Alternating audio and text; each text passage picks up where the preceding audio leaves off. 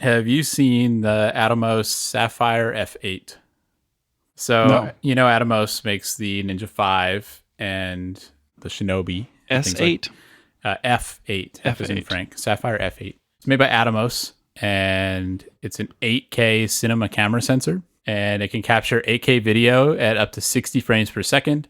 It can do 4K at 240 frames per second and 1080p at 360 frames per second. Whoa. It has 12-bit output and up to 15 stops of dynamic range. And somehow this is made by Atomos. So I did not know that Atomos was making sensors. That's super cool. I thought it was kind of cool. I may have to dig into that more. What the heck are they going to do with this thing? I don't know. And I thought I saw something that made it seem like they were going to make a cinema camera, and that's like why they were doing it. 17:9. It's not X-Trans, so I don't really care. It's not green enough. I just need more green, that's all. And apparently they had put together a team of former Canon and Sony engineers, and they were planning on making a cinema camera. Whoa. But apparently they stopped because Blackmagic entered the camera business, and that was what made them not do it. Well, that's something else. But they still have this sensor. I mean this is like Helios Red, that sort of deal, like cinema grade $100,000 camera sensors type thing. Sure seems like it. Yeah, that's cool. That's really cool. Might be something to keep an eye on. Kind of maybe. Neat. Man, that's neat. I did not know about that. Now you do. All right, I'm gonna jump into my pre-show topic here. All right. As you well know, I lost my 16mm 1.4. As I frequently remind you. Yep. So coming up, is all those November Christmas sales, and it feels like a pretty good time if one was going to replace a lens. That's probably true. And so Tamron is working on coming out with their, whatever Fuji glass they're going to sell, and they have their two zooms. They said they're going to come out with a third. Don't know what it's going to be, but I assume it's going to be some sort of wide angle zoom, like maybe what is it? What do they have? Is that 12 to 20? Is that right? 12 to 20, 2.8? That sounds right. 11. It may be 11 to 20. It is 11 to 20. 2.8, which feels like a pretty good range for a wide angle zoom. Yeah. Not necessarily wanting to replace like a super fast prime with a wide angle zoom. So there's obviously I just buy the same lens, right? I buy the 16mm 1.4, which, it's 24mm full frame equivalent. It's 1.4. It has a really close focusing distance. It's like 6 centimeters or something. Basically, you put the lens hood on and you can touch the lens hood to something and it's still in focus. That's pretty cool. Yeah. And it makes it really easy whenever you're trying to take a picture of a dog and the dog's like coming at you and it's like right up in your face or like right on the camera. You can still take a picture. Is this something that happens to you often? All the time. Yeah. It's a very common photo taking situation. All of your photos are just a dog nose. Yep. Just right there. So that's one of the big selling points for that lens for me is the kind of macro. I think it's like a 1.1 to 4 or 1 to 2 reproduction. So not like a true macro, but pretty good. Fuji came out with the 18mm 1.4 prime as one of their new linear motor weather sealed primes, right? And it's like, is the 18mm a replacement for the 16mm, or are they going to come out with another 16mm? I mean, they're working on replacing all of their lenses with new lenses because they have this new 40 megapixel sensor, and so things have to like resolve to 40 megapixels. And the 16mm doesn't, 18mm does. They came out with the 33mm 1.4, which I think is a replacement for the 35mm. But like they still sell 35mm 1.4. And so I don't know if I should like wait to see if there's going to be a new 16 because that current 16 is 8 years old. Yeah. But did you actually have any problems with your 16? No, I didn't. The new linear motors are supposed to be really good and really quiet and really fast. And so I don't know if like I should wait to see if Tamron comes out with something, if I should buy the 16 or if I should buy the 18. Right. And I don't know how much the difference between 20, like full frame equivalent 24 versus 27 matters to me. I feel like having that little extra bit of width is pretty significant, especially on the wide end. Yeah. But the 18mm is a newer lens and it's basically the same price if you can find them used. And so I kind of don't know what to do. Yeah. I really liked that lens. And I always felt like going from 18 to 16 was big enough to justify having two lenses. Yeah, because you had the 18 to 55, so you were familiar with I had what the 18 to 18 was like. 55, 2.8 to f4, just standard zoom. And so I felt like I could justify having the 16 just because it is that much wider. Like it's noticeably wider. Percentage-wise, it is. Right. But now I have the 17 to 70 Tamron, and 17 versus 16 is like I don't know nothing. though. I mean, the problem with the 17 to 70 is that it's pretty distorted at that 17 end. Right. Like I actually don't like taking pictures at 17 unless it's like if you're taking a picture of like a room full of people, you may not be able to tell. But if it's something where you would notice, then it's kind of annoying. Yeah, that's true. I don't know. I mean, I guess it feels to me like you like that lens. Is one of my favorite lenses. You talk about it all the time. You talked about it all the time, even before you lost it. And it just feels like that's the safe option. You know, like you like it. Replace the same thing. Like you'll be happy with it. I've also considered buying the Sigma 16 millimeter 1.4, but it doesn't focus as close. It doesn't have an aperture ring either. And doesn't have an aperture ring. Yeah. But it is. You did use the close focus a lot though. I did. I thought that was one of like the more bigger features. Mo bigger, mo better. I'm just not seeing a real reason to go with anything other than the 16. I guess that's right. It just hurts you to buy the same lens twice. It's so painful. Yeah. Because I'm going to buy it and then I'm going to find the other one. But that's probably, well, you can give it to me. It'd be a very generous thing of you to do. And then we would just have more of the same lenses. Yep. But the advantage to you buying it is that then you can say that you liked it so much you bought it twice. Oh boy. Oh, I could say that. Do I want to say that? I don't know if I want to say that. You don't want to admit that? It's too late. The internet knows. Yeah. I just feel like before the end of the year, I'm going to buy that lens again. I think you're probably right. I don't know. It's just harder to justify getting that lens now than what it was when I bought it the first time. Why is that? Like I'm going on a trip next week, and it would be cool to have a telephoto. And if I bought a lens between now and then, just accidentally bought a lens in the next 5 to 7 days, I could buy the, what's this, like 3.5 to 6.3, 100 to 300, that kind of casual zoom. Just because like I don't need the f-stops, I need reach, right? And so like I could buy that lens, which would be an interesting, it's smaller than the 50 to 140, and so it's like a travel telephoto, which I just don't have. My longest lens is 85 millimeters. Sure. Maybe I would get more use out of that trying to take pictures of bears without getting eaten. Yeah. Or maybe I take a picture of a bear with a 16 millimeter. Oh man. I mean, that might win you an award. Yeah. It just feels like, what kind of life do I want to live right now? Yeah. That's the decision. I mean, if I can focus on the bear at 10 centimeters, I feel like I should. You said earlier that, you like getting those pictures where the dog is coming at you and gets in your face. What if that was a bear instead? Right? I won't miss the shot. Yeah. Because as the bear comes to maul me, it will be in focus the entire time. Yeah. You'll get a great picture of the bear's nose. Perfect. Ideal. Yeah. Okay. I think that's right. I think the 16 over the telephoto is the right choice for bear photography. I think so too. Now we know. Yeah. If you want to borrow my 50 to 140 for that trip, you're welcome to. I thought about asking, but it's so big and heavy. It is, and big and heavy. I don't want to deal with it. Yeah, you're right. The 16 is the right choice. Yes, it's choosing between the 50 to 140 and the 16 when I'm taking the exact same photo. It's really just a toss up. Yeah, it's basically the same thing. Why are we even talking about it?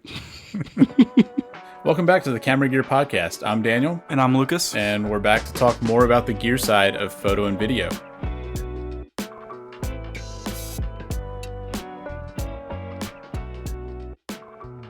So what are we talking about today? What are we talking about today?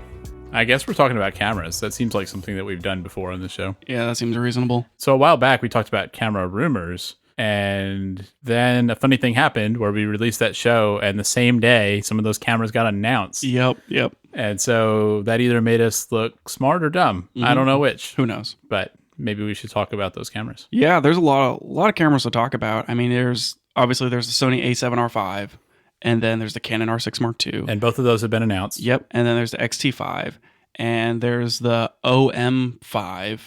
And there's the Nikon Z5. That's a lot of fives. Yeah. So a lot of stuff has come out. I mean, I figure maybe we just kind of focus in on one of them and we can kind of chew through the other ones as the weeks move on. And that sounds good. I mean, it's not like these cameras are getting getting any younger, but at the same time, like these are going to be the cameras that are out for the next 2 years. Yep. They will be the ones the YouTubers are all talking about. Yep. And most of them aren't even, actually out yet. Like the A7R5 doesn't ship until early December. So we've got plenty of time. Yeah. Well, where should we start? I think I want to start with the Sony. I think that one is kind of there. That's the flagship. That's the big boy that came out. And so I kind of want to dig into that, maybe kind of see who that camera's for, talk about some of the features. It seems pretty cool. Yeah, that works. So I think this is their high megapixel photo camera, which really all of those cameras that just came out, it feels like this is the line of photo cameras. Yeah, maybe less so the R6 Mark II. I mean, earlier this year we got all the video stuff, right? Like Sure. X-H2S, FX30, all that, and now it's kind of like they've done the video stuff, and now they're going back more to photo cameras. Yeah, yep. And I definitely want to talk about the A7R5 from the guise of taking pictures and not so much the video specs, similar to the Canon R5, which is not going to get confusing at all. These are both they're the high megapixel photo cameras, and one of the big selling points is 8K video, right? And I just don't really think that's the main target for this. I think that's like a spec sheet thing, and that maybe some people are using the 8K, but realistically, I think these are all photo cameras, and then for people who need some of that hybrid functionality, it's there for them. Yeah, I mean, I don't know what it is on the A7RV, but on the Canon R5, the 8K is pretty limited. You can't record for very long with it. Right. I think that the A7R5 doesn't have record limits, but it can shoot up to 8K 30. But it's just it's okay. It's still 10-bit, which is great, but it's cropped, and it's just not quite as, I don't know, it's fine. Yeah. I mean, and if we're honest, most people probably are not doing projects in 8K. They may not have a computer that can handle it. And I imagine most people with the budget to shoot 8K are using something bigger. Sure. And with with that high megapixel sensor, I mean, most of what you're wanting to get is maybe something that's oversampled.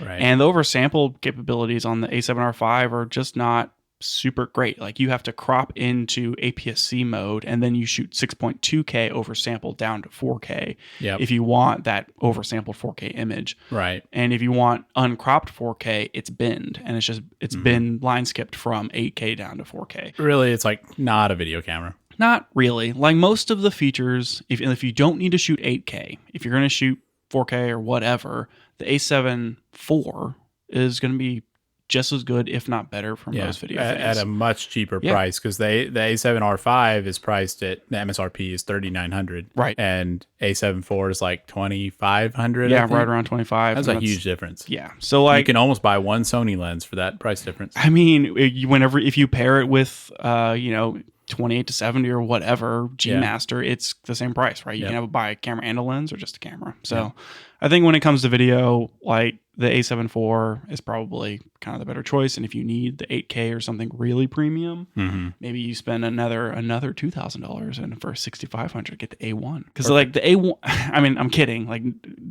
I don't know. Anyways, the A1 is the stack sensor, and so because of that, it can shoot up to 8K uncropped versus the A7R5, which is cropped. It's an aggressive crop. Yeah. So, I mean, the big selling feature for this camera is that 61 megapixel sensor. Yeah. It's not anything bigger than, or more resolution than the one that came before it, the A7R4. Well, then what sets it apart? It's newer processor, better autofocus, a bunch of other features. So you're not getting more megapixels. So if you're happy with A7R4, or if you're trying to get into something that is, a high resolution sensor, you might be able to find a cheaper A7R4. Yeah. The video specs are better, but what they've done is they've taken the processor from the A1 and they've brought it down to the A7R5. Almost what I'm most excited about is that it would make the A7R4 cheaper. Yeah, sure. That would be pretty good. I think that some of these features that it has are pretty great. So it has a better EVF. They've taken the same high resolution 9.4 million dot EVF from the A1. They've taken the processor from the A1, which is Sony's saying it's 4 times as fast as the A7R4. Oh, okay. So a lot faster processor, which means better rolling shutter performance. It's not faster image burst. It's still 10 frames per second for image burst. for the 4 versus the 5. But better autofocus and that sort of thing. The video specs are improved all because of that faster processor. So better focus, better processor. The flippy screens, it's kind of the coolest iteration of. Yeah, the flippy screens seem pretty neat because it seemed like it could do a normal tilt screen, but you can also flip it. Yeah, it's very similar to what Panasonic's done before them, where it tilts, but then it also flips out. Yeah. Except the Sony does a down tilt and an up, and actually you can pull it away from the body. So it's an improvement on what Panasonic was doing. Yeah. I mean, stuff like that seems like it's just a hinge. I mean, every camera should have that mechanism. Sure. That is such a simple part of it. They can have all these amazing cameras that have amazing video specs, and then they do something dumb with the hinge. Yeah. You know, like honestly, the XH2S one's a little disappointing knowing that there's these better ones out there. You know, like why can't I tilt and flip it? You know? Right. I guess like it becomes more complicated, but this is, I think what most people have agreed is like, this is the perfect compromise. Yeah. Because you have the tilt screen people and you have the flippy screen people, and this is basically both. Yeah. And you can even get it off of the body so that if you are doing any sort of, 8K recording, it's going to help with the heat dissipation and, we get it out of the way of any external recording connections that you have. So it's a pretty nice screen solution. And I think that we're just going to kind of see that on most Sony stuff going forward. It does feel like, with like the resolution of the EVF and the autofocus and the flip screen, there's a lot of cool Sony kind of innovations that they're, as like the one who always pushes things. These things are kind of ahead a little bit than, things like maybe the Canon R5 or, the Nikon Z6 Mark II or whatever. Which that's not a competitor. I guess it would be the Z7, but they haven't come out with the Z7 Mark II yet. So that camera's, the high resolution Nikon's still pretty old. So those are cool like quality of life improvements over the previous generation camera. The screens, the screen resolution, the EVF resolution, that sort of thing. They also improved the IBIS a lot. It's up to 8 stops and it's 5-axis. That's pretty good. I think that's more than I've heard of from other camera manufacturers. Yeah, most people are in that 6-7 range. 8 is definitely up there. I don't think anyone's doing more than that. And it doesn't necessarily get the same like weird wide angle wobble that the Canons do. So better IBIS than compared to, because like the Canon R5 is like the direct competitor to this. It's the same price. It's Canon's high resolution sensor. It shoots the 8K, blah, blah, blah. It is lower megapixel. This is 61 versus 40. That's a big difference. Yep. I mean, it's up there. It is one of the highest resolution full frame camera sensors you can get. So, and that's why it's like this is the photo camera. You can do your landscape photography. You can do your portrait photography. I don't think it's necessarily for like sports. Yeah, it's not. It's not that fast. It's like 10 FPS mechanical shutter. Right. And that's the readout speed. It's like how fast can you read? Oh, it's the Z9. I forgot about that one. That's the high resolution Nikon top of the line. Right. That's a pretty good camera. That came out this year. Let's talk about that. But the Z9 is more of like an A1 competitor.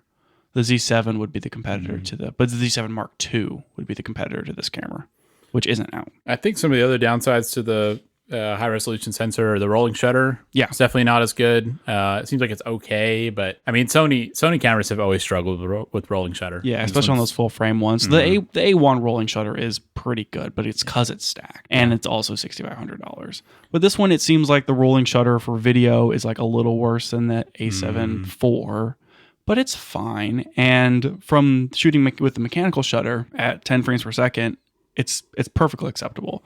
There's not really, you're only getting 10 frames per second. Of course, it's fine. Yeah, but like if you're tracking somebody who's running or a car, like you're not going to have slanty posts or whatever in your shot. Yeah. From all the sample galleries that I've looked through, it's good enough. Like it is a professional grade camera. Like you're not going to have a ruined image because of the sensor readout speed. The other problem I noted with it from the reviews I saw was the low light performance. Probably because that sensor is so high resolution, but it just seems like the low light performance cannot match some of the other Sony cameras. Yeah, I mean it's you're sacrificing your sensor sensitivity for high resolution. When you're not in extended ISO, so just like the native ISO of the sensor, the A7R5 caps out at what is it, 102? No, it's the 32,000. And then your lower resolution, like the A7 IV, is 51,200. I think it's a third. Is it a third stop or is that a whole stop? I always lose track because I've never had a camera that can go up that high in ISO. Yeah, 16 to 32 100 is a stop. I think it's a full stop, basically, of light sensitivity performance. And that's all really noisy, high level, whatever. But it kind of, the noise, proportions its way down. Right. And so it is going to be a little noisier than something with a lower megapixel resolution. Yeah. So for some of those things, it's just not as good. Yeah. But like if you need that high resolution, and this one even comes with the pixel shift image capture. You can capture a 240 megapixel image. Man, imagine trying to store some of those on your computer. It would be huge. Yes. The 61 megapixels in uncompressed are 86 megabytes. So I imagine that a 240 megapixel image is probably like 300 megabytes. Yeah, wonderful. For just one image. But if you do take one of those and you don't have any like weird movement in the shot and ghosting and everything stitches together perfectly, you could print a 5 foot by 4 foot photo in 300 ppi. That's pretty good. Yep. It's huge. Literally it is. Yep. Yeah. So that's cool. Other things that they've added are they added like the CF Express and SD dual card slot, that's another one of those things that like Sony, it feels like Sony's ahead on like the card slots that most other manufacturers aren't doing. It's nice that you can have dual of both. So now it's a good upgrade from the previous version of the camera. So like it's all just like quality of life things. Yeah. If you're happy with A7R4 and you're happy with that resolution and the speed of it, it's fine. You probably don't need another, a $4,000 camera. Yeah, probably not. But like if you're coming from like an A7R3 or you're switching to Sony from Canon and like you're coming from an R5, I mean, this is going to be a really nice camera. If you're photo focused, probably not the right choice if you're wanting to do a lot of video. Yeah, definitely not. I would say this is not a video first camera. It's a photo first camera. I mean, you could use it as a B cam. You could use it to do video in a pinch. Sure. If it's the camera you have, then it shouldn't stop you from making videos. But I mean, if what you want to do is make videos, get an A7 IV. Yeah, definitely. The max flash sync for this camera is 1/250th of a second. And that's compared to something like the A1, which is 1/400. And so that's that's like the shutter mechanism. Right. That's like doing that flash sync. And so it is not an improvement from the previous camera. And I saw a few reviews that were kind of disappointed with that. So like I don't do any flash work. Yeah. But I can see that like if you're shooting a wedding, I mean this is probably the photo camera that you want.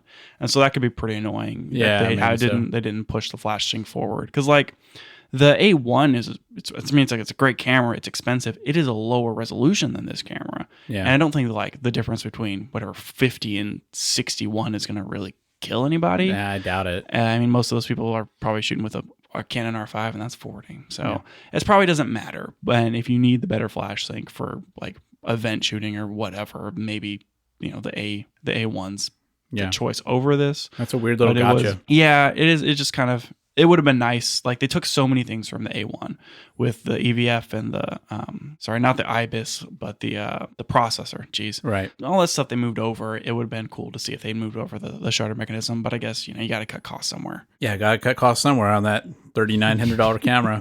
I mean, it's expensive, but like they're barely squeaking out a living over there at Sony. Oh boy, yeah, so hard for them.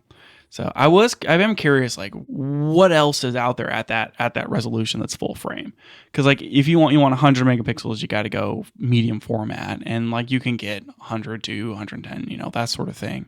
But in full frame, most of the competitors to this are less resolution, right? I've said it 100 times, but like the R5 is 40 megapixels. The Z7's right about the same.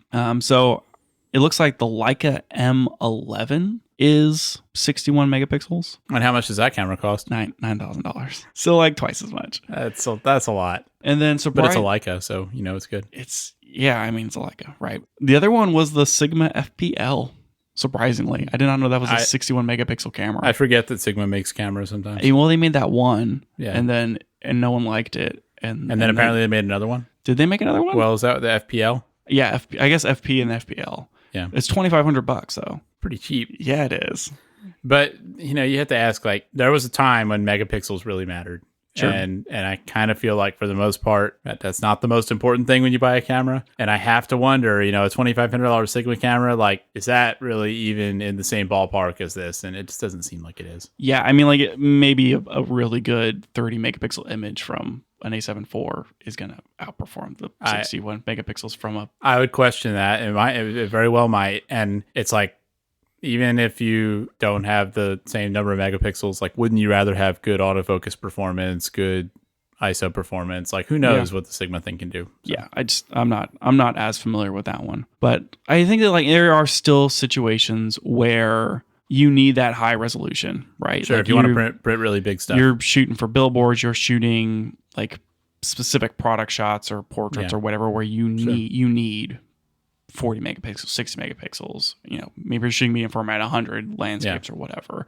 And so it's good to see like these full frame options that, Sony is pushing that megapixel count, and there's still rumored that like the next big jump for this, the A7R6, is going to be 100 megapixel full frame camera. Yeah, which would be pretty nuts. I mean, it's if you're not giving much up, then sure you want to have more megapixels, but you do give something up. You pay more, and you have some of these issues like the rolling shutter and low light performance and stuff, and so it's a trade off still. It is a trade off, and yeah, like maybe you're not getting the best low light performance and that sort of thing. But I mean, this is going to be the workhorse camera for a lot of people. So you think it's going to be popular? Oh, for sure. Yeah, it's definitely. I mean, it's their. I would say it's not their flagship, right? The A1's the flagship camera. Yeah. But I think like not everyone's going out and buying an A1. They're going to buy an A7R5. Yeah. So.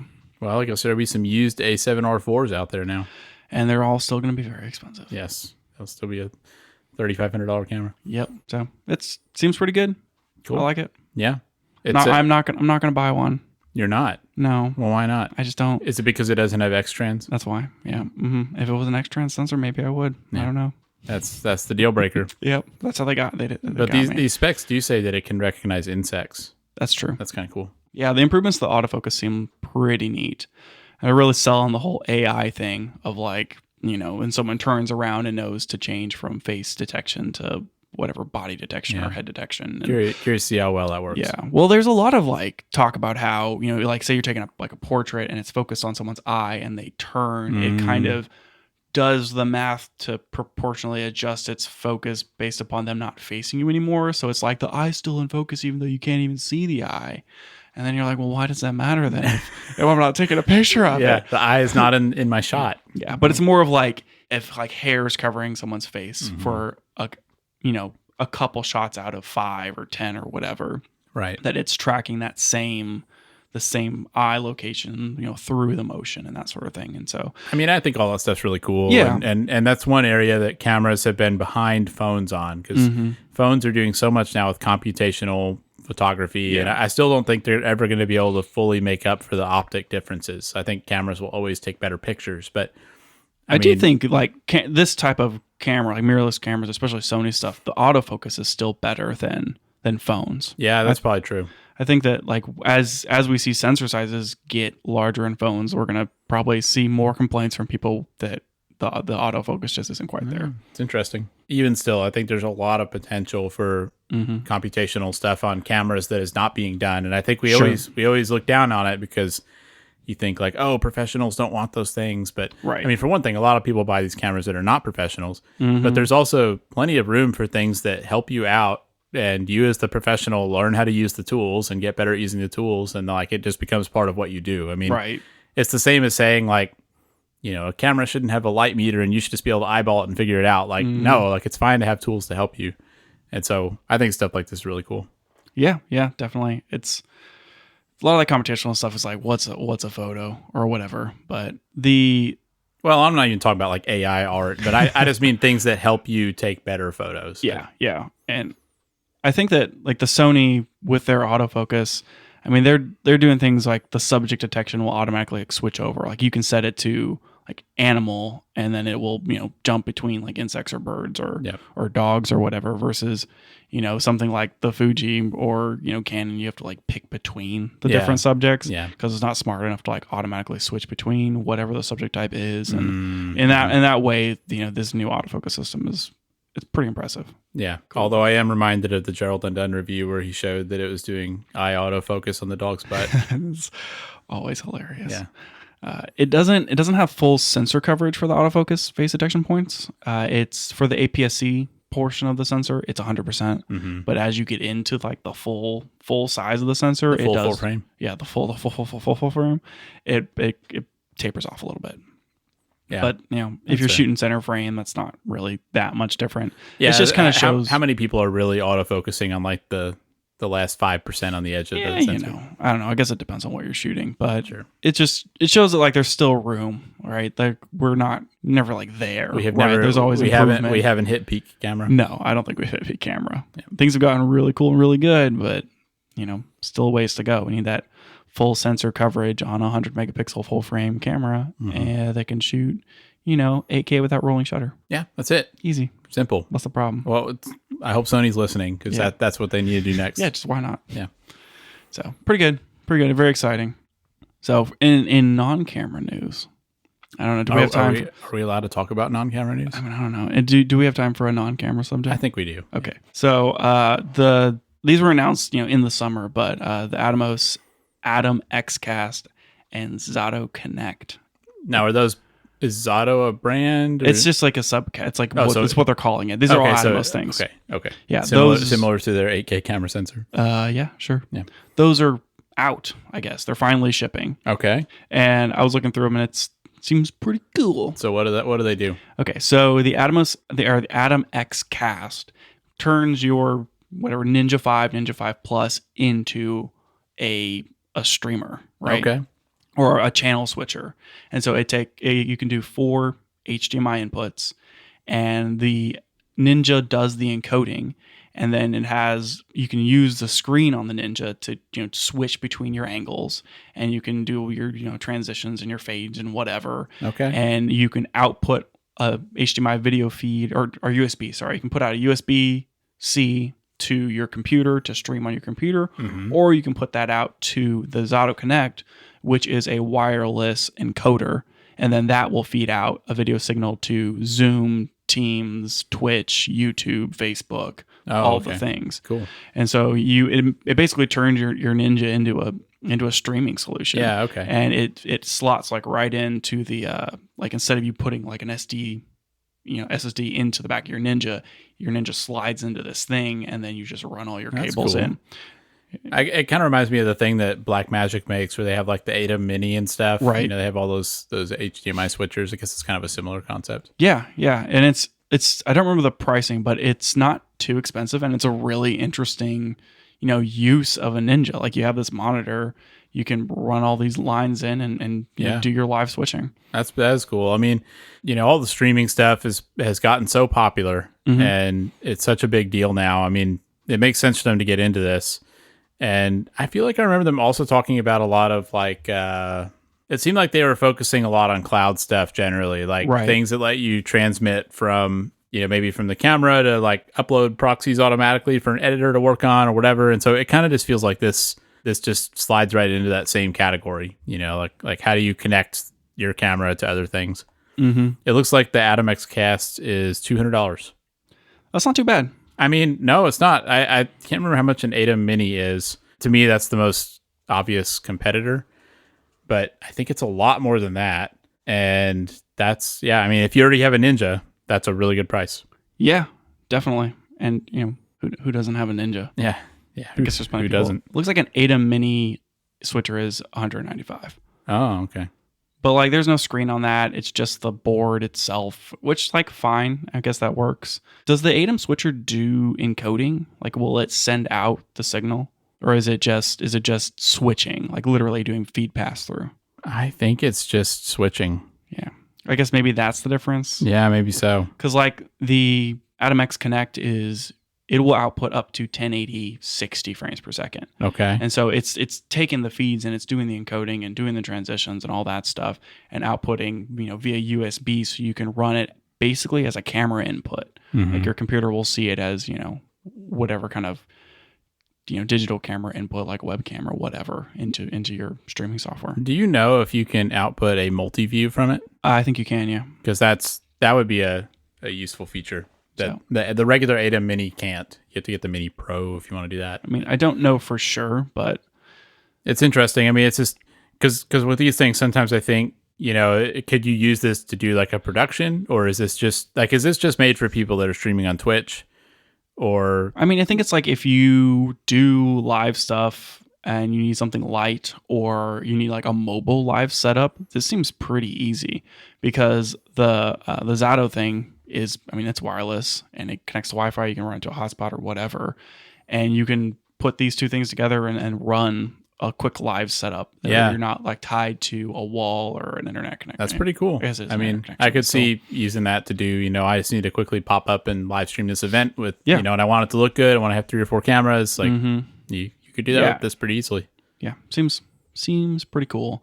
It brings to question again to me what the difference is between the Ninja 5 and the Ninja 5 Plus, because it feels like all of the features that I would expect to be like price cut between the Ninja 5 and the 5 Plus just don't exist. Like everything seems to work for all of them. Like you can record 6.2K now to the 5, and I thought that it was gonna be stuck at 4K, but they rolled out the update, and now you can record those higher resolutions. Yeah, and I don't get it. It's like the Ninja 5 has been out for so long. Yeah, it's been out for like over 2 years. Yeah, I don't know. I mean, I haven't done that research, so I'm sure there's some difference. Yeah, but it's not like more resolution or more specs or whatever. Weird. I don't know. I think maybe like the 5 Plus gets brighter. I clearly don't know enough about this. Yeah. Every time I see something like this product, or like, oh, we're rolling out a firmware update to be able to handle this new feature of this new camera, I keep waiting to hear like, oh, well, the 5 Plus is going to get it, but the 5 is not. And they just keep making my Ninja 5 better. Well, it makes me happy, though, because I bought one. I don't want to have to buy another Ninja. Sure. And it's great that they're keeping it up to date, and it's hardware that's clearly capable of doing all these things. They're just they're keeping that going and not making you buy a new thing. I mean, that's commendable, I think. Yeah, it's pretty cool. So that's kind of a short topic, but I thought that the whatever AtomX Cast seems like a pretty cool little product, and I have no immediate use for it, and I can't imagine having one soon, but it's good to know that it exists, and it's good to know that it's an option. Yeah, and I mean, I've always thought about Blackmagic as being kind of the leader in that space, for like prosumer, multicam, live stream stuff, but since I already own a Ninja, I would definitely consider something like this. So, pretty cool. Yeah, that's cool. Yeah. Anything else you want to talk about? Not really. I mean, there's always more we could talk about with cameras, but we got to save something for next time. Well, I mean, there is the XT5. No, we're not talking about that. No Fuji today. We already talked about X-Trans a few times. Oh boy, geez. No more Fuji. Well, just like real quick.